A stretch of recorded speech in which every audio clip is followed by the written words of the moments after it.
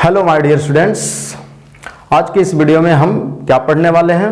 तो आइए इस चीज़ को जानने से पहले हम ना इसके प्रीवियस वीडियो में क्या पढ़े हैं इसकी चर्चा थोड़ा सा कर लेते हैं, तब हमें पता चलेगा इस वीडियो में हमें क्या पढ़ना है। तो आइए इसके प्रीवियस वीडियो में हमने क्या सीखा। तो हमने इनके प्रीवियस वीडियो में सबसे पहले मैंने ये सीखा कि जो इंग्लिश है ये अपने आप में एक लैंग्वेज है। आपको याद आ रहा होगा अगर आपने देखा होगा तो, अगर नहीं देखे होंगे तो आप जाकर सबसे पहले उस फर्स्ट वाली वीडियो को देखें, फिर वहां से आप कंटिन्यू देखते आएं, तब आप इस बात को समझ पाएंगे। ओके, आइए। तो आपने ये सीखा कि इंग्लिश अपने आप में क्या है, एक लैंग्वेज। अब कहेंगे सर इससे हमारा मतलब क्या है, क्योंकि इसे हम सब्जेक्ट नहीं मानते हैं। सब्जेक्ट को पढ़ने का तरीका अलग, लैंग्वेज को पढ़ने का तरीका अलग। लिखा गया एक सेंटेंस कहीं पे सही हो सकता है तो सेम सेंटेंस को कहीं पे गलत भी हो सकता है किसी कॉन्टेक्स्ट में, इसलिए इसे हम लैंग्वेज मान के चलेंगे। वो सेम सेंटेंस कहीं सही और कहीं पे गलत भी हो सकता है। तो इंग्लिश अपने आप में एक लैंग्वेज, और लैंग्वेज की उत्पत्ति हमने बताया कि हम साउंड को मानते हैं। ये सारी चीजें आपने सीख चुके हैं। और साउंड को जब मैंने रिटन फॉर्मेशन दिया जिसे हम लेटर्स कहते हैं। क्या आप यहां तक मेरी बात समझ पाए हैं? आप बोलेंगे सर हाँ बिल्कुल हम समझ पाए हैं, क्योंकि हम प्रीवियस वीडियो में इन सारी चीजों को पढ़ चुके हैं। फिर आगे बात करेंगे कि लेटर्स को जब आपस में मैंने मिलाया, कंबाइन किया, मिलाने के बाद मैंने उसको एक ग्रुप बनाया और उस ग्रुप की कुछ मीनिंग बनी। जैसे कि मैंने यहाँ पे एक बनाया CAR, इसकी कुछ मीनिंग बनी कार, आप समझ पा रहे होंगे। जैसे मैंने लिखा PEN, पेन, इसकी कुछ मीनिंग बनी। जैसे मैंने लिखा BOO के बुक, इसकी कोई मीनिंग बनी। तो आपने कहा कि ये सब वर्ड बने सर। क्या बने? वर्ड। तो आपने समझा कि जब लेटर्स को आपस में मैंने मिलाया तो हमारे सामने बन करके जो आया उसे हम वर्ड कहने लग गए। और यही से वर्डों के हमने बनाया पार्ट्स ऑफ स्पीच। क्या बनाई? पार्ट्स ऑफ स्पीच बनी। क्या बनी? पार्ट्स ऑफ स्पीच मैंने बनाया। और इस पार्ट्स ऑफ स्पीच की हमने आइडेंटिफिकेशन सीखी कि हम किसी भी पार्ट्स ऑफ स्पीच को मतलब कैसे आइडेंटिफाई करेंगे, मतलब किसी लिखे गए वर्ड को किसी सेंटेंस में कैसे आइडेंटिफाई करेंगे कि वो लिखा गया जो पर्टिकुलर वर्ड है वो क्या है।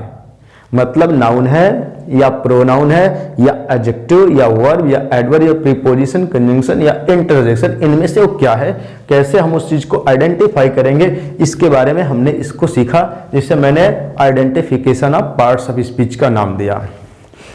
फिर identification of parts of speech को मैंने हल्के तौर पे, छोटे मोटे तौर पे सीखा, ताकि हमें नाउन पढ़ने में कहीं कोई प्रॉब्लम न आए। और उन सभी टॉपिक्स को मैंने ये बताया कि फिर डिटेल में सीखेंगे। जैसा कि मैंने नाउन टॉपिक को उठाया और उसको मैंने डिप में जा करके सीखने की कोशिश की कि आखिरकार नाउन क्या है, कैसे नाउन को आइडेंटिफाई करेंगे। फिर जैसे मैंने नाउन के पास आया तो मुझे आगे चल करके ये पता चला कि नाउन एक वर्ड भी हो सकता है, नाउन एक फ्रेज भी हो सकता है और नाउन एक क्लॉज भी हो सकता है। मतलब हम एक वर्ड को नाउन भी कह सकते हैं, ग्रुप ऑफ वर्ड यानी कि एक फ्रेज को भी नाउन कह सकते हैं, और उस ग्रुप ऑफ वर्ड जिसके अंदर एक सब्जेक्ट और एक वर्ब हो और सेंटेंस का एक पार्ट हो उसे भी हम नाउन कह सकते हैं। यहां तक आपने सारी चीजें सीखा, ठीक है। मतलब क्लॉज तक आपने सीखा। और इसके बाद वर्ड के बाद मैंने ये बताया क्या, फ्रेज। और फ्रेज के बाद जो बड़ी यूनिट बनकर के आई इससे थोड़ी, जिसको मैंने नाम दिया क्लॉज। और क्लॉज के बाद जब मैं बात करूंगा तो आपको पता होगा कि वो सेंटेंस की मैं बात करूंगा, ठीक है। और फ्रेज, क्लॉज और सेंटेंस, ये सबको हम ग्रुप ऑफ वर्ड कहते हैं। मतलब ये वर्डों के ग्रुप होते हैं, लेकिन सबके अलग अलग नाम है। तो जाहिर सी बात है कि इनमें कुछ ना कुछ अंतर जरूर होंगे। आइए उस अंतर को हम समझते हैं यहाँ पे कि क्या है। तो यहाँ पे आपने फ्रेज के बारे में तो सीख ही लिया। अब यहाँ पे हम सबसे पहले क्या देखेंगे, क्लॉज के बारे में। तो आपको मैंने एक सेंटेंस लिखा था पिछले वाली वीडियो में, उसी चीज को फिर से यहाँ पे लिखता हूं ताकि उस बात को वहां से आप रिलेट कर पाए और इस वीडियो को भी समझ पाए। तो आइए उस सेंटेंस को फिर लिखते हैं एक बार। तो मैंने ये लिखा, if you come to my home, if you come to my home, यदि आप मेरे घर आएंगे तो क्या होगा, ये होगा कि आई will teach you English, I will teach you English, मैं आपको अंग्रेजी पढ़ाऊंगा। I will teach you English. I will teach you English. मैं आपको अंग्रेजी पढ़ाऊंगा। If you come to my home I will teach you English. अब मैंने आपसे पूछने की कोशिश की, क्या कोशिश की मैंने पूछने की? मैंने ये पूछने की कोशिश की कि यहां लिखा हुआ कितने सेंटेंस है? आपने जवाब दिया सर 1 है। अब बहुत सारे लोगों ने बोला नहीं सर मुझे तो 2 लग रहा है। इसका मतलब आप प्रीवियस वीडियो को नहीं देखें, अगर नहीं देखें तो जाइए पहले वहां देख करके जरूर आइए। तो देखिए मैंने ये बताने की कोशिश की कि लिखा हुआ एक सेंटेंस है, पर एक सेंटेंस के यहाँ पे एक सेंटेंस के अंदर 2 बातें कही गई है। एक बात ये कही गई है कि if you come to my home, यदि आप मेरे घर आएंगे तो। फिर उसकी दूसरी बात ये कही गई कि आई विल टीच यू इंग्लिश, मैं आपको अंग्रेजी पढ़ाऊंगा। मतलब यहां पे एक बात कही गई है और यहां पे एक बात। कितनी बात? आपने बोला 2 बात कही गई। कितनी बात? 2, एक यहां एक यहां, पर 2 बात है, 2 सेंटेंस नहीं है। सेंटेंस हमारा एक ही है। ओके, अब 2 बातों में मैंने ये बताया कि इसके अंदर मतलब ये एक सेंटेंस का पार्ट बना, इसके अंदर आप देखेंगे तो एक सब्जेक्ट एक वर्ब मिला, इसे हम क्लॉज कह सकते हैं, तो मैंने इसे क्लॉज कहा। फिर मैंने बताया कि इस दूसरे वाले पार्ट में भी आप जाके देखेंगे तो आपके पास यहां भी एक सब्जेक्ट नजर आ रहा होगा और यहां पे भी एक वर्ब नजर आ रहा होगा, ये हेल्पिंग वर्ब और ये मेन वर्ब। ठीक है, तो आप बोलेंगे सर ये भी एक क्लॉज बना। बिल्कुल बना। फिर मैंने इनके नाम दे दिया था कि यह है सबऑर्डिनेट क्लॉज, यह है प्रिंसिपल क्लॉज। सबऑर्डिनेट क्लॉज का दूसरा नाम मैंने क्या बताया? डिपेंडेंट। क्यों? क्योंकि डिपेंड होता है उस पर अपनी मीनिंग के लिए। ये सब सारी चीजें बताया जा चुका है, इसलिए थोड़ा सा हल्के तौर पे चल रहा है। और इसको मैंने प्रिंसिपल क्लॉज, मेन क्लॉज, या मैंने इसको क्या बताया? इंडिपेंडेंट क्लॉज बताया। क्या बताया? इंडिपेंडेंट, क्योंकि वो इंडिपेंडेंट है, किसी पे डिपेंड नहीं है। फिर मैंने बताया कि ये जो सबऑर्डिनेट क्लॉज है, कौन सा क्लॉज? सबऑर्डिनेट क्लॉज, इनके ना टाइप हो जाते हैं अपने आप में। क्या हो जाते हैं? टाइप्स। और ये कितने टाइप्स के होते हैं तो इसकी चर्चा मैंने करने की कोशिश की, तो मैंने बताया कि ये जो होता है एक नाउन क्लॉज हो जाता है। मतलब एक नाउन क्लॉज हो जाता है। दूसरे टाइप्स की मैंने बात करने की कोशिश की जिसे हम एडजेक्टिव क्लॉज कहते हैं। कौन सा क्लॉज कहते हैं? Adjective clause. और मैंने तीसरे टाइप की बात की जिसे हम एडवर्ब क्लॉज कहते हैं। एडवर्ब क्लॉज कहते हैं। ठीक है, noun clause, adjective clause and adverb clause. अब मैंने आपसे पूछने की कोशिश की कि क्या आपको पता है नाउन क्लॉज क्या होता है? तो आपने बोला सर जो नाउन का काम करता है। और नाउन का काम क्या है? आपको बताया जा चुका है कि नाउन 5 तरीके से सेंटेंस में काम करते हैं। अगर वही काम एक क्लॉज करेगा उसे हम नाउन क्लॉज कहेंगे। ठीक है, आइए तो इस चीज को हम समझते हैं थोड़ा सा, इनको यहां से मिटाने के बाद। तो मैं आपको मिटाऊं और कुछ एग्जाम्पल्स लिखते हैं, एग्जाम्पल के थ्रू हम समझने का प्रयास करेंगे और अच्छे से समझ पाएंगे।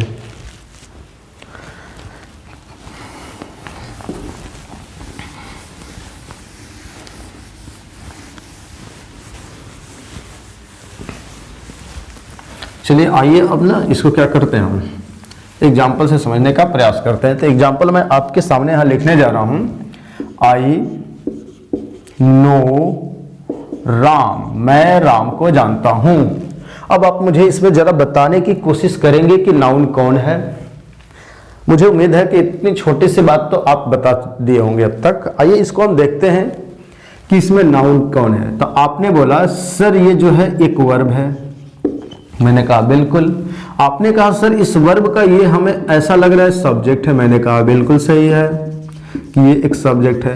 फिर आपने बोला कि मैंने सुना था सर सब्जेक्ट जो होता है वो एक नाउन होता है, लेकिन साथ में आपने ये भी सुना था कि उसके जगह प्रोनाउन भी आ सकता है। इस बात को आप नहीं भूलेंगे। यहाँ जो सब्जेक्ट लिखा गया है ये एक नाउन नहीं बल्कि एक प्रोनाउन है, क्योंकि सब्जेक्ट एक नाउन और एक प्रोनाउन कुछ भी हो सकता है, क्योंकि जो नाउन के जगह पे आ सकता है उसे प्रोनाउन कहते हैं। आपने सीखा है। और नो एक वर्ब है और इस वर्ब का आपने बोला सर ये ऑब्जेक्ट है और ये किसी नेम को भी रिप्रेजेंट कर रहा है, इसका मतलब ये एक नाउन हुआ। तो राम एक नाउन हुआ कि नहीं हुआ? अब मैं पूछूंगा क्यों है? क्योंकि इस वर्ब का ऑब्जेक्ट है और ऑब्जेक्ट होना एक नाउन का काम होता है, इसने एक नाउन का काम कर रहा है इसलिए नाउन है। यानी कि ये राम जो है एक नाउन है। क्या है? ये एक नाउन है। क्यों नाउन है? क्योंकि इस वर्ब का ऑब्जेक्ट है। तो कोई भी आप वर्ब लिख करके देखिए, उस वर्ब में कुछ भी आप लिख के देखिए, उसका जो ऑब्जेक्ट आएगा ना हमेशा वो एक नाउन होगा। और नाउन के जगह प्रोनाउन आ सकता है ना, प्रोनाउन भी आ सकता है, लेकिन प्रोनाउन तो है नहीं, तो नाउन हुआ ना। फिर मैंने ऐसे लिखा कि आई नो योर ब्रदर, मैं तुम्हारे भाई को जानता हूं। अब मैं पूछूंगा इसमें आप बताइए कि ये क्या है। आपने बोला सर ये एक वर्ब है, मैंने कहा बिल्कुल सही। आपने कहा सर इस वर्ब का ये पूरा मिलकर के एक ऑब्जेक्ट बना, मैंने कहा ठीक है। आपने फिर कहा सर ऑब्जेक्ट जो होता है वही एक नाउन होता है, तो आप बोलेंगे सर ये पूरा नाउन है, तो मैंने कहा ठीक है। लेकिन मैं कहूंगा क्या ये एक वर्ड है या एक से ज्यादा है? आपने कहा सर एक नहीं है, एक से ज्यादा है। मैंने पूछा कितने हैं? आपने बोला सर दो हैं, एक योर और दूसरा वाला ब्रदर। तो मैं कहूंगा जब ये एक से ज्यादा है तो क्या इसे हम वर्ड कहेंगे? आपने कहा सर नहीं, जब एक से ज्यादा हो जाते हैं तो ग्रुप ऑफ वर्ड हो जाते हैं, और उसी ग्रुप ऑफ वर्ड को हम फ्रेज या क्लाज भी कह सकते हैं। तो क्लाज तो है नहीं, क्योंकि क्लाज तभी होगा जब इस ग्रुप ऑफ वर्ड के अंदर, इस बॉक्स के अंदर इसका खुद का एक सब्जेक्ट होगा और खुद का एक वर्ब होगा। आपने कहा सर इसमें कोई सब्जेक्ट और वर्ब नहीं दिखा, तो इस ग्रुप ऑफ वर्ड को हम नाम क्या देंगे? फ्रेज। क्या देंगे? फ्रेज। तो आप इसे बोलेंगे नाउन फ्रेज। क्या बोलेंगे? Noun phrase. यानी कि ये जो हो गया नाउन फ्रेज हो गया।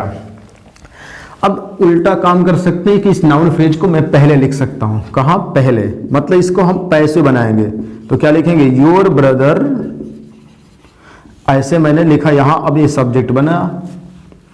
अब फिर इज लिखेंगे, फिर लिखेंगे known to me, your brother is known to me. मैंने पूछा ये क्या है बॉक्स में? आपने बोला सर इस इज का क्या है? सब्जेक्ट है। और मैं कहा सब्जेक्ट कौन बनता है? आपने कहा सर नाउन बनता है। अगर एक वर्ड होता तो आप इसे क्या कहते हैं? सिर्फ नाउन। लेकिन ग्रुप ऑफ वर्ड है, मतलब एक फ्रेज है, तो इसे आप सिर्फ नाउन नहीं बल्कि क्या बोलेंगे? नाउन फ्रेज बोलेंगे। अब आपने देखा कि सर जो एक नाउन होता है ना वो किसी सेंटेंस में सब्जेक्ट या ऑब्जेक्ट का काम करता है, लेकिन जो नाउन फ्रेज होता है वो भी वही सब्जेक्ट या ऑब्जेक्ट का। जैसे यहाँ ऑब्जेक्ट का काम, यहाँ सब्जेक्ट का। जैसे इसी का आप पैसिव वॉइस बना के देखिए, आई नो राम, मैं राम को जानता हूं। इसका पैसिव वॉइस बनाएंगे तो आप लिखेंगे Ram is known to me, Ram is known to me. मैं पूछूंगा इस इज का सब्जेक्ट कौन है? आपने बोला राम। एक चीज और देखेंगे, जब पैसिव वॉइस पढ़ेंगे तो इसको हम बताएंगे कि ये नो एक वर्ब है, इस वर्ब का ये ऑब्जेक्ट है, मतलब ये नो एक वर्ब है, इसका ये क्या है? ऑब्जेक्ट। और ये जो ऑब्जेक्ट है यहां जाकर क्या बना है? सब्जेक्ट। आप इसे ऑब्जेक्ट नहीं बोलेंगे, बहुत सारे लोग इसको बोलते हैं ऑब्जेक्ट है। अरे ये इसके हिसाब से वर्ब लग रहा है ना, जो वर्ब को डिसाइड करने लग जाए कि इसके हिसाब से वर्ब क्या आना चाहिए, वो कभी भी ऑब्जेक्ट नहीं सब्जेक्ट होता है। तो यहां पे राम क्या है? सब्जेक्ट। यहां पे राम क्या है? ऑब्जेक्ट। और नाउन भी है, तो आपने बोला नाउन ऑब्जेक्ट भी हो सकता है, सब्जेक्ट भी हो सकता है। वही काम अगर एक ग्रुप ऑफ वर्ड करने लग जाए तो उसी को हम क्या कहेंगे?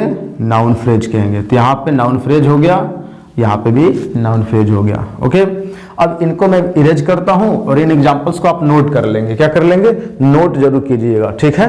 और नोट करने के बाद मैं इसको मिटाने के बाद यहां से ना एक और छोटा सा एग्जांपल आपके सामने लिखने की कोशिश करूंगा।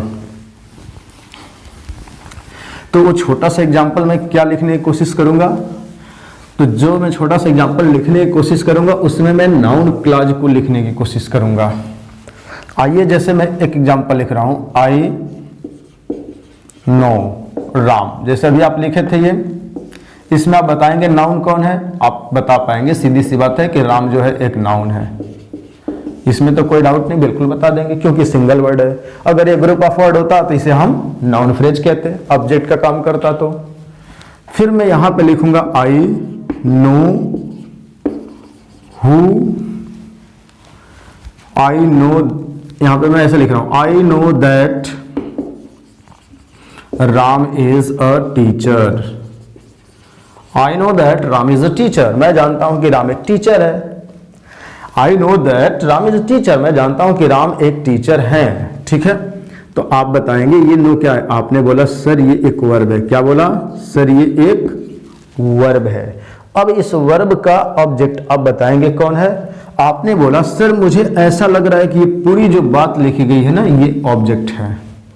आई नो, मैं जानता हूं। मैंने पूछा व्हाट, आपने बोला यही, क्या, कि राम एक टीचर है, इस बात को मैं जानता हूं, मुझे पता है। तो आपको ऐसा लग रहा होगा कि इस नो का ये ऑब्जेक्ट है और जो ऑब्जेक्ट होता है वही हमारा नाउन होता है। तो आपने इसे नाउन बोला कि पूरा का पूरा नाउन का काम कर रहा है। क्या काम कर रहा है? नाउन का। ठीक है, आपने देखा कि जो नाउन का, ये नाउन का काम कर रहा है, लेकिन नाउन का काम कर रहा है तो आप बताइए कि क्या ये एक वर्ड है? नहीं, जब एक वर्ड होता तो इसे आप सिर्फ नाउन कह पाते हैं। तो आपने कहा कि सर ये ग्रुप ऑफ वर्ड है, क्या इसे मैं फ्रेज बोल दूं? मैंने कहा बिल्कुल नहीं। क्यों? क्योंकि इस ग्रुप ऑफ वर्ड के अंदर एक सब्जेक्ट दिख रहा है ना, और एक वर्ब दिख रहा है।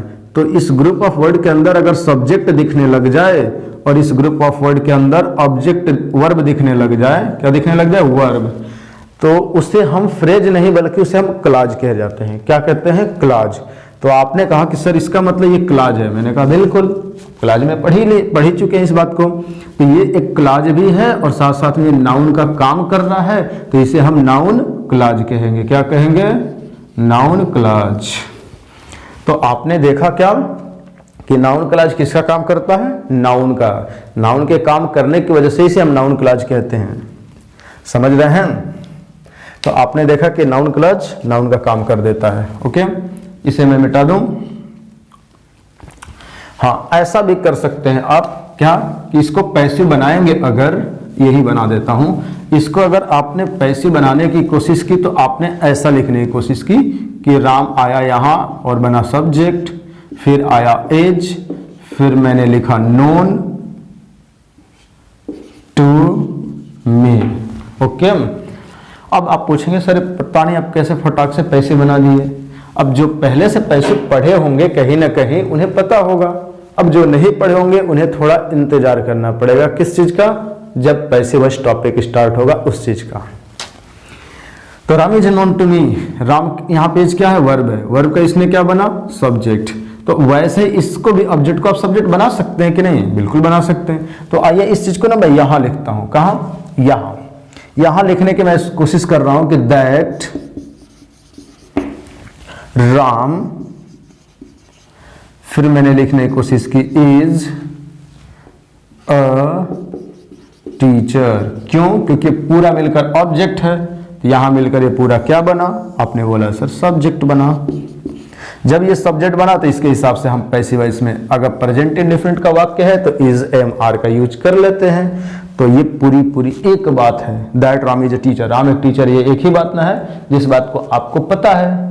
तो ये एक बात हुई, इसके हिसाब से आप बोलेंगे सर इज का यूज करेंगे। आपने कर लिया। फिर क्या लिखा? इज के बाद नोन लिखेंगे।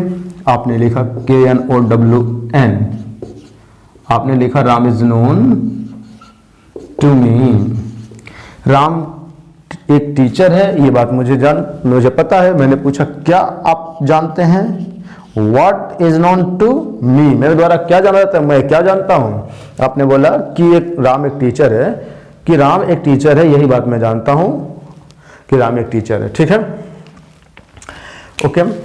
आप बोलेंगे सर यही कि राम एक टीचर, इस बात को जानता हूं। तो आपने देखा कि नाउन क्लॉज एक सब्जेक्ट हो सकता है। ठीक है,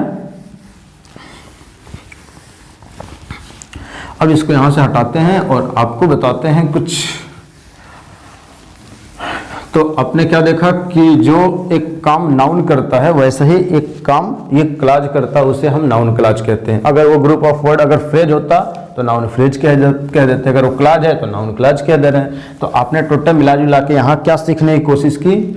नाउन क्लॉज किसे कहते हैं। तो आप अब ये क्या बताएंगे कि नाउन क्लॉज क्या होता है? तो आप सिंपल सी बात ये बताएंगे कि जो क्लॉज नाउन का काम करता है, मतलब which does the work of a noun, which does the work of a noun, जो किसी एक नाउन का काम करता है उसे हम बोलते हैं नाउन क्लॉज। मतलब वह क्लॉज जो नाउन का काम करता है। नाउन का काम फ्रेज भी कर सकता है लेकिन उसे नाउन फ्रेज कहेंगे। जो क्लॉज नाउन का काम करेगा उस क्लॉज को नाउन क्लॉज कहेंगे। ओके, अब थोड़ी सी बात कर लेते हैं नाउन के यूजेज की। किसकी? नाउन के यूजेज की। कि नाउन किसकी बात करेंगे? नाउन के यूजेज की। किसकी बात करने वाले हैं? नाउन के यूजेज की। आइए देखते हैं तो यहां पे आप लिखेंगे नाउन यूजेज। नाउन यूजेज मतलब नाउन के यूज। अब नाउन के यूज हम पढ़ेंगे यूज नंबर 1 और 2 को एक साथ, नाउन के 2 यूज एक साथ पढ़ेंगे। तो यहां बोलेंगे use number 1 and use number 2, दोनों को हम देखेंगे एक साथ। ओके, अब इस चीज को समझने के लिए आप क्या बोलेंगे, आप ये बोलेंगे कि एक वर्ब होता है, उस वर्ब का कहीं ना कहीं एक सब्जेक्ट होता है। आपने कहा, मैंने मान लिया, बिल्कुल होता है। फिर आपने बोला उस वर्ब का कहीं ना कहीं एक ऑब्जेक्ट भी होता है। मैंने कहा ठीक है, आपने समझ लिया इस बात को। आपने बोला कि जो सब्जेक्ट होता है सर ना, ये एक नाउन होता है, प्रोनाउन भी हो सकता है, ऐसी बात नहीं है। और ऑब्जेक्ट जो होता है ये भी एक नाउन होता है। आपने इस बात को तभी से सीखते आ रहे हैं और यहां तक क्लियर होगा। अब ये जो नाउन होता है ना, ये एक वर्ड भी हो सकता है, आपने ये भी सीखने की कोशिश कर ली। ये जो नाउन होता है ये एक फ्रेज होता है, आपने ये भी सीखने की कोशिश कर ली। और नाउन एक क्लॉज होता है, आपने ये भी सीखने की कोशिश कर ली कि सब्जेक्ट जो होता है नाउन होता है और नाउन एक फ्रेज, एक वर्ड, एक फ्रेज, एक क्लॉज हो सकता है। बिल्कुल ऐसा ही यहां भी हो सकता है कि नाउन एक वर्ड भी हो सकता है, नाउन एक वर्ड भी हो सकता है, नाउन एक फ्रेज भी हो सकता है, नाउन एक क्लॉज भी हो सकता है। और इनके एग्जाम्पल्स तो हम देख चुके हैं। फिर आप कहेंगे नहीं सर लिखिए, इसके जस्ट पहले मैंने लिखा, लेकिन फिलहाल आपको चाहिए फिर से एक बार और मैं इस चीज को रिवाइज करके अच्छे से लिख देता हूं ताकि आप इनको समझ पाए। तो इनको आप कॉपी में पहले आप नोट करेंगे, फिर मैं एग्जाम्पल्स लिखने की कोशिश करूंगा। ओके, चलिए अब ध्यान से सुनेंगे। जैसे यहां पे मैंने अभी एग्जाम्पल्स आपके सामने लिखा था कि राम, जैसे मैंने लिखने की कोशिश की यहां पे ऐसे कि आई नो राम, मैं राम को जानता हूं। यहां पे ये क्या है, आपने बोला सर ऑब्जेक्ट है। क्या है, आपने बोला ये ऑब्जेक्ट है। फिर मैंने कहा इसको पैसे में बनाइए, तो आपने बनाया कि Ram is known to me, Ram मेरे द्वारा जाना जाता है। इस इज का सब्जेक्ट कहाँ है, आपने बोला सर ये राम सब्जेक्ट बना। तो आपने यही बात तो तभी से समझते आ रहे हैं कि जो एक वर्ब होता है उसका ऑब्जेक्ट भी हो सकता है नाउन, और उस वर्ब का सब्जेक्ट भी हो सकता है। पैसे बना दिया तो यही ऑब्जेक्ट यहाँ सब्जेक्ट बन गया। तो यही हमने यूज नंबर 1 और 2 में सीखा कि नाउन एक ऑब्जेक्ट भी होता है, ऑब्जेक्ट भी, और एक सब्जेक्ट भी हो सकता है, मतलब एक वर्ड। आपने यहां तक सीखा। फिर मैं बोलूंगा कि आई नो योर ब्रदर, इसको अभी मैंने इसको भी लिखा था, लेकिन अब सबको एक साथ लिख रहे हैं ताकि आप अच्छे से समझ पाएं। तो ये नो एक वर्ब है, मैंने कहा, आपने कहा बिल्कुल ठीक है। मैंने कहा ये क्या है, आपने कहा इस नो का ऑब्जेक्ट है। मैंने कहा ये कितने वर्ड हैं, आपने बोला 2 वर्ड हैं। तो क्या इसे हम नाउन तो सिर्फ कहेंगे नहीं, तो आप अब क्या कहेंगे इसे हम, तो नाउन फ्रेज कहेंगे। क्या कहेंगे, नाउन फ्रेज। तो नाउन के यूजेज में मैंने सीखा कि नाउन एक सब्जेक्ट एक ऑब्जेक्ट हो सकता है, तो फ्रेज भी एक सब ऑब्जेक्ट और एक सब्जेक्ट हो सकता है। तो मैंने ऐसे लिखा your brother is known to me. अब योर ब्रदर क्या है, इस इज का सब्जेक्ट बना। इसका मतलब क्या, इसका मतलब क्या, यही कि योर ब्रदर एक नाउन फ्रेज है, यहाँ पे ऑब्जेक्ट है इस वर्ब का, और यहाँ पे इस वर्ब का ये सब्जेक्ट है। ठीक है। फिर मैंने ऐसे लिखा I know that Ram is a teacher. मैंने बोला कि राम एक टीचर है। I know that Ram is a teacher. तो that Ram is a teacher क्या है, इस नो का ऑब्जेक्ट है। फिर इसको पैसे बनाएंगे तो ये क्या बनेगा, सब्जेक्ट। तो ऐसे बनेगा that Ram is a poor, that Ram is a teacher is known to me. Is known to me. अब मैं पूछूंगा इस इज का सब्जेक्ट कौन है? इस इज का नहीं है, इस इज का सब्जेक्ट कौन है? आपने बोला सर ये पूरी बात है, ठीक है। मैंने पूछा इस इज का सब्जेक्ट कौन है? इस वाले इज का। तो आपने बोला ये पूरा का पूरा जो बात लिखी गई है ना, पूरी बात, that Ram is a teacher, कि राम एक टीचर है, ये बात मुझे पता है, ठीक है। फिर मैंने एक और सेंटेंस लिखने की कोशिश की यहाँ पे कि आई नो, मैं थोड़ा सा नीचे लिख रहा हूँ यहाँ पे, आई नो, ठीक है, I know who he is. अब बताएंगे ये नो एक क्या है? आपने बोला सर वर्ब है। क्या है? वर्ब। इस वर्ब का ये क्या है? आपने बोला सर ऑब्जेक्ट है। मैं कहूंगा इसको जरा पैसे बनाएंगे, तो आपने यहाँ पैसे बनाने की कोशिश की, तो आपने ये लिखा कि हु ही इज, फिर आपने देखा कि सर ये ऑब्जेक्ट था, यहाँ आपको दिख रहा होगा कि ये पूरा ऑब्जेक्ट था यहाँ पे, और इस ऑब्जेक्ट को मैंने यहाँ क्या बनाया? सब्जेक्ट।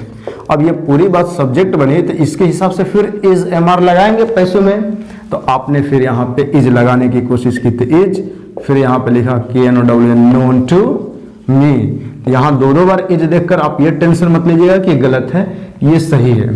तो आपने क्या सीखा?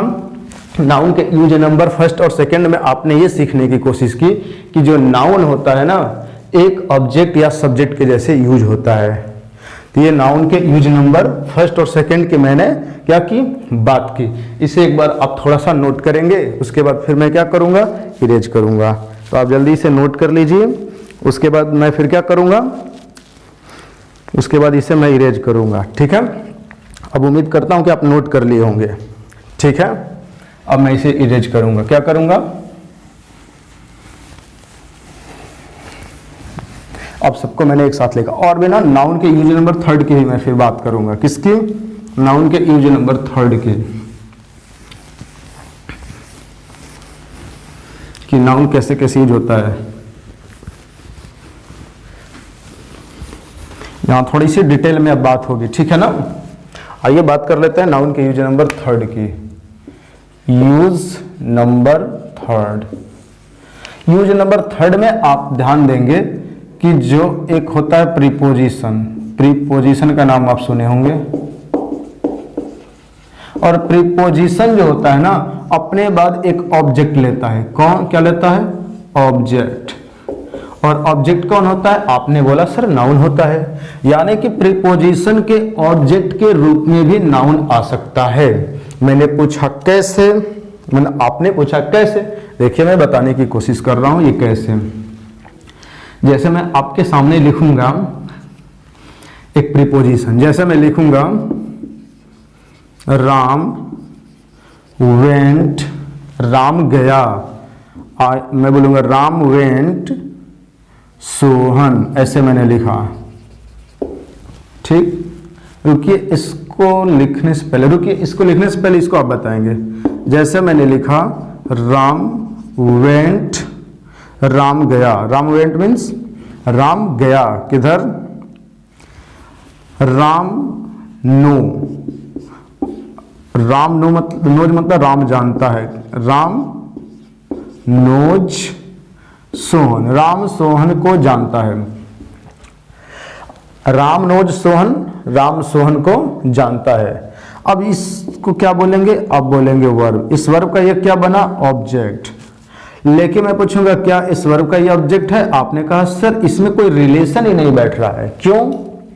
क्योंकि राम वेंट सोहन, राम सोहन गया। आपने कहा राम सोहन गया, ये कौन सी बात है? राम सोहन गया, ये तो मीनिंगलेस लग रहा है। ऐसा बोले राम सोहन के पास गया, राम सोहन के साथ गया, राम मोहन के बिना गया, ऐसे कुछ बोल सकते हैं। राम सोहन से पहले गया, राम सोहन के बाद गया, तब कुछ मीनिंग बनेगा। बस राम सोहन गया, ऐसा कैसे हो गया? राम गया सोहन, राम सोहन गया, ये तो मीनिंगलेस हुआ। आपको ऐसा नहीं लग रहा है कि इनके और इनके बीच कोई रिलेशन नहीं बैठ रहा है? समझ रहे हैं? इसके और इसके बीच, इन दोनों वर्डों के बीच कोई रिलेट नहीं हो रहा है। तो आपको समझ में आ रहा होगा कि यहां कोई ऐसा वर्ड चाहिए जो इन दोनों को रिलेट करा दे। क्या करा दे? रिलेट करा दे। क्या करा दे? रिलेट करा दे। ऐसा कोई हमें क्या चाहिए? ऐसा अब हमें चाहिए क्या? ऐसा हमें चाहिए कोई वर्ड जो इन दोनों को रिलेट करा दे। तो आप जानते हैं कि जो प्रीपोजिशन है इसे हम रिलेटिंग वर्ड के नाम से जानते हैं। आप याद कीजिएगा, identification of parts of speech की वीडियो में मैंने इसकी चर्चा की है कि इसको हम बोलते हैं रिलेटिंग वर्ड। कौन सा वर्ड? रिलेटिंग वर्ड, मतलब रिलेशन बताने वाला शब्द। तो अब यहाँ इन दोनों के बीच रिलेशन की जरूरत है, तो यहाँ पे जैसे मैंने यूज किया टू, और टू क्या है? एक प्रीपोजिशन।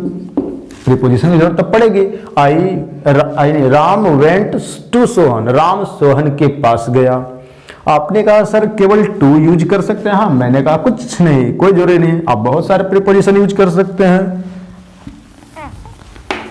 जैसे आप यूज कर लेंगे क्या कि आई वेंट, जैसे ऐसे लिख देंगे राम वेंट टू सोहन, राम सोहन के पास गया। Ram went with Mohan, with Sohan, Ram Sohan के साथ गया। फिर आप बोल देंगे Ram went without Sohan, without Sohan, Sohan के बिना गया। राम वेंट बिफोर सोहन, सोहन के पहले गया। राम वेंट आफ्टर सोहन, सोहन के बाद गया। यानी कि यहाँ पे अकॉर्डिंग टू सेंस या अकॉर्डिंग टू मीनिंग, मीनिंग के आधार पे बहुत सारे प्रीपोजिशन यूज किए जा सकते हैं। ठीक है, इसका मतलब कि एक प्रीपोजिशन के जगह पे कोई जरूरी नहीं है वो सेम एक ही आएगा, मीनिंग के आधार पे वहां कई सारे प्रीपोजिशन आ सकते हैं। क्या आप समझ पा रहे हैं? तो आपने देखा कि सर ये एक प्रीपोजिशन है और इस प्रीपोजिशन के बाद ये एक नाउन दिख रहा है, इसका मतलब ये नाउन किस चीज का काम कर रहा है? ऑब्जेक्ट का। मैंने पूछा, बिल्कुल सही आपने बोला। बाकी चीजों को ना थोड़े समय के लिए यहां से मैं इरेज करता हूं क्योंकि थोड़ी सी भद्दा दिख रहा है ना, तो आप समझ नहीं पाएंगे, समझने में परेशानी होगी। अब थोड़ा साफ दिखेगा, अब दिमाग तेज काम करेगा आपका। देखिए, राम वेंट टू सोहन, राम सोहन के पास गया। मैं पूछा ये सोहन क्या? आपने बोला ऑब्जेक्ट। मैं कहा किसका? इस वर्ब का। आपने कहा हाँ, मैंने कहा कि नहीं। कैसे?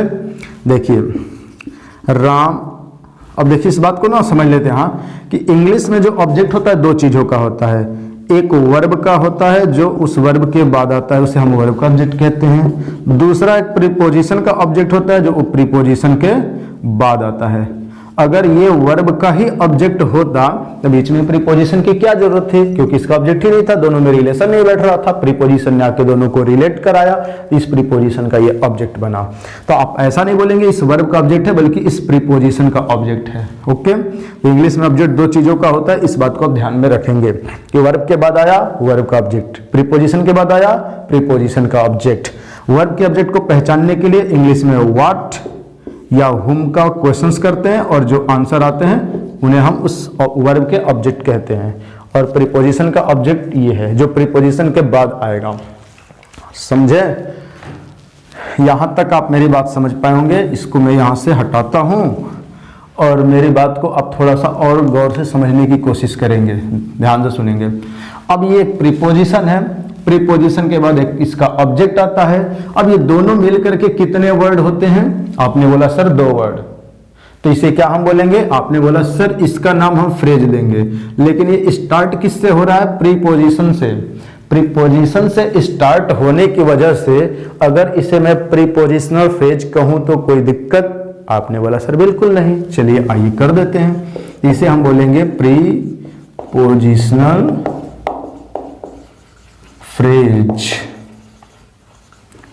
इसे हम प्रीपोजिशनल फ्रेज कहेंगे। अब ये जो प्रीपोजिशनल फ्रेज है इसका मतलब ये जो है टू एक प्रीपोजिशन, सोहन एक ऑब्जेक्ट, ये मिलकर के क्या बना? आपने बोला सर प्रीपोजिशनल फ्रेज बना।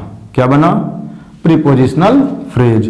तो इसको भी हम क्या बोलेंगे? Prepositional phrase. क्या बोलेंगे? Prepositional phrase.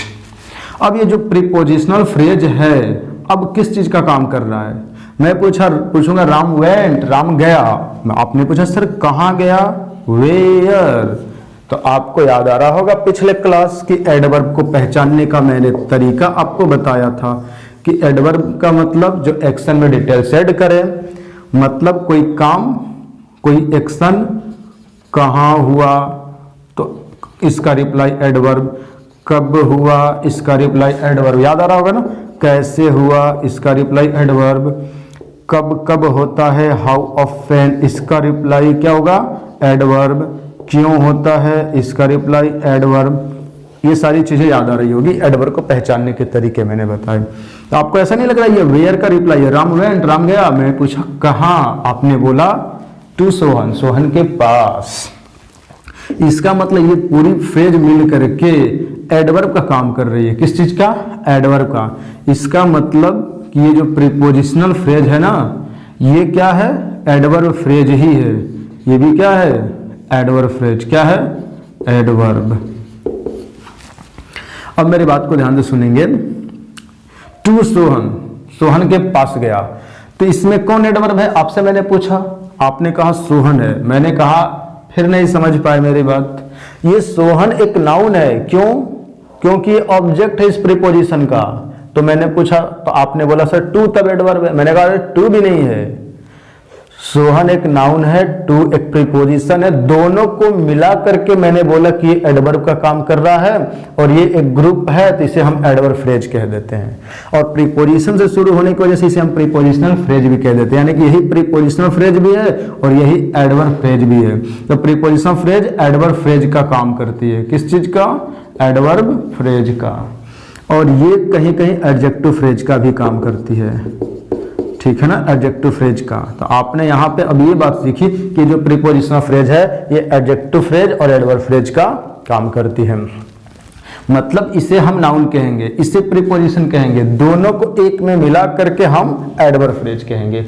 और एडवर्ब क्यों कहेंगे, क्योंकि इसका रिप्लाई है वेयर का, कि राम वेंट, राम गया। मैंने पूछा वेयर, आपने बोला टू सोहन, सोहन के पास गया। ओके, अब देखते हैं सर एडजेक्टिव फ्रेज क्या होता है। तो इस चीज के लिए ना इसको मिटाना पड़ेगा मुझे, एक और एग्जांपल यहां पे आपके सामने लिखना पड़ेगा।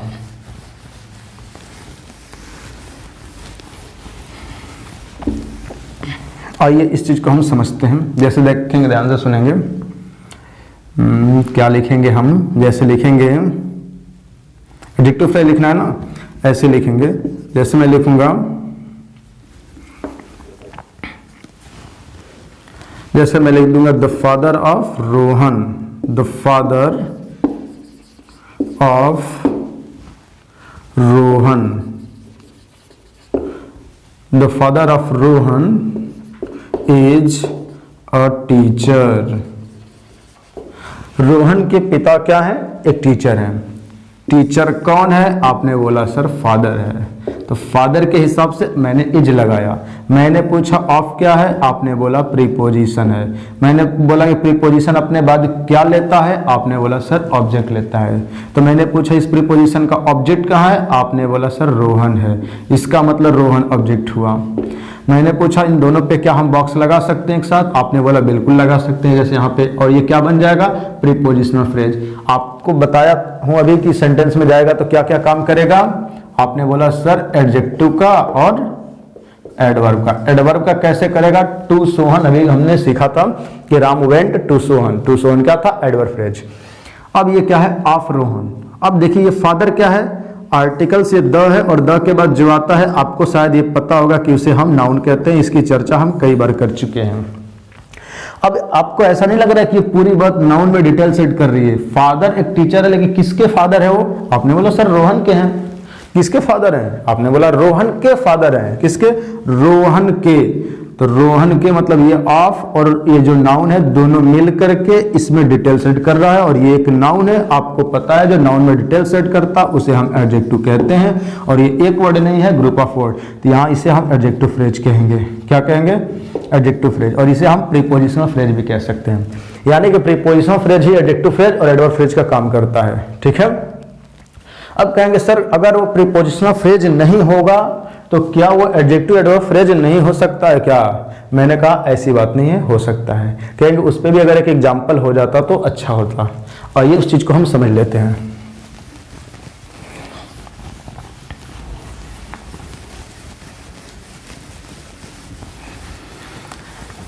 यानी कि अब ऐसा मैं फ्रेज लिखने जा रहा हूं जो एक एडजेक्टिव फ्रेज होगा लेकिन वो प्रीपोजिशनल फ्रेज नहीं होगा।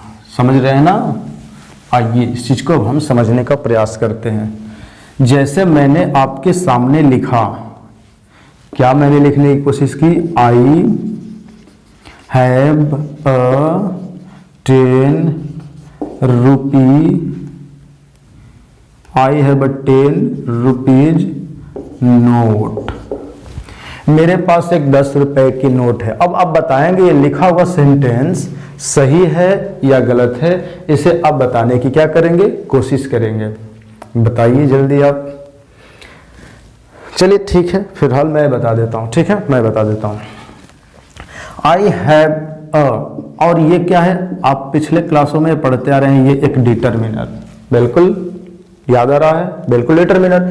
और जब जैसे आपने इस डिटरमिनर का नाम सुना, आपके माइंड में घंटी बजी होगी और आपने ये कहा होगा कि सर जब ये डिटरमिनर है तो ये अपने बाद हमेशा एक नाउन आएगा इसका, तो इसका नाउन है कहाँ? तो आपने कहा कि सर यहां से एक ब्लॉक शुरू होता है, मैंने बताया था। और आपने बोला सर इस ब्लॉक का जो लास्ट वर्ड होता है वो नाउन होता है। इसका मतलब इस डिटरमिनर का नाउन कौन है? नोट है। मतलब मेरे पास नोट कितनी है? आपने बोला सर एक नोट है। कितनी नोट है? एक नोट। और नोट, मेरे पास कितने नोट है? एक नोट है। तो ये नाउन हुआ। और नाउन के ठीक पहले आकर जो नाउन में डिटेल्स ऐड करें, नोट है लेकिन मेरे पास, लेकिन कितने रुपए की नोट है? आपने कहा 10 रुपीज, 10 रुपए की नोट है, कहा ना। इसका मतलब इस नाउन में आपको ऐसा नहीं लग रहा कि दोनों वर्ड मिलकर के इसमें डिटेल्स ऐड कर रहे हैं कि नोट है, कितने की है नोट? 10 रुपए की। कितनी है? एक। मतलब मेरे पास एक 10 रुपए की नोट है। तो इस नाउन में आपको ऐसा लग रहा होगा कि ये वर्ड डिटेल्स ऐड कर रहा है। तो इस वर्ड को क्या बोलेंगे हम? एडजेक्टिव। दोनों को मिलाकर एडजेक्टिव कहेंगे। लेकिन ये एक वर्ड होता तो एडजेक्टिव सिर्फ कह देते, लेकिन ये दो वर्ड है तो इसे हम एडजेक्टिव फ्रेज कहेंगे। अगर यहां तक बात समझ में आई हो तो बताइए, आई कि नहीं आई? तो एडजेक्टिव फ्रेज है। अब आप इतना जानते हैं कि एडजेक्टिव फ्रेज को मैं सिंगुलर या प्लूरल नहीं कर सकता। सिंगुलर या प्लूरल हम सिर्फ किसको करते हैं? नाउन को। तो यहां पे नाउन है, ये एडजेक्टिव है, और आपने इसे क्या किया? प्लूरल। तो यहीं पे आपकी क्या हो गई? गलत। अब बता पाए कि ये सेंटेंस सही है गलत। I have a 10 rupees note की जगह पे आपको लिखना चाहिए था क्या? I have a 10 rupee note. मेरे पास एक 10 रुपए की नोट है। ये एक एडजेक्टिव है जिसकी वजह से इसे हम प्लूरल नहीं करेंगे। ये एक नाउन और ये डिटरमिनर। क्लियर? क्या आप मेरी बात समझ पाए? ऐसे एग्जाम में क्वेश्चंस आपसे पूछेंगे और यहाँ रुपीज करके देंगे और आप उसे पहचान नहीं पाएंगे, फिर समस्या हो जाएगी। तो इस चीज के लिए क्या करना पड़ेगा? आपको इस बात को समझना पड़ेगा। ठीक है, अब मैं क्या करूंगा, अब ना एक एग्जाम्पल आपके सामने यहां लिख देता हूं। आई हैव टू, और इसको आप बताएंगे आई हैव टू 10 रुपी या रुपीज नोट। अब बताएंगे कि लिखा हुआ सेंटेंस सही है या गलत, इसको आप कमेंट करके बताने की कोशिश कीजिए। चलिए आप बताने की कोशिश करेंगे, करते रहिए।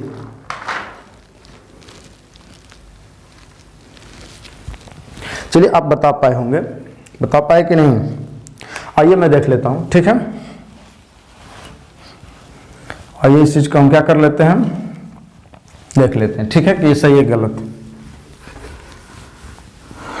आइए इस चीज को देखते हैं कि सही है कि गलत।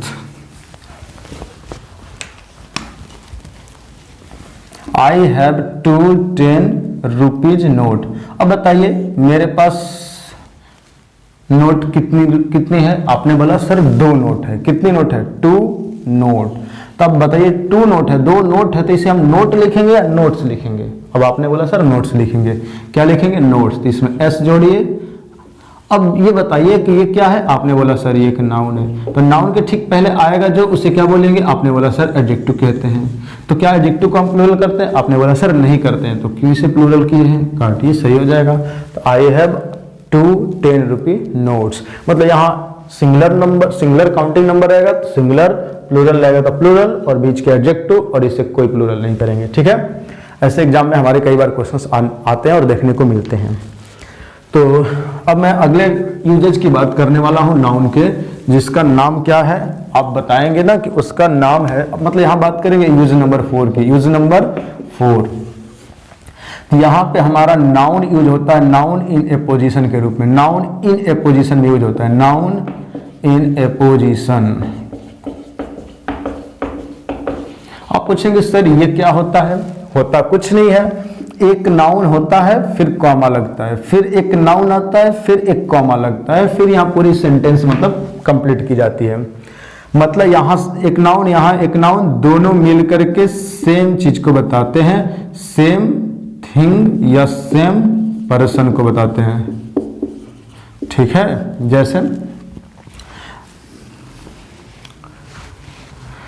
जैसे मैं लिखूंगा, क्या लिखूंगा, जैसे मैं लिखूंगा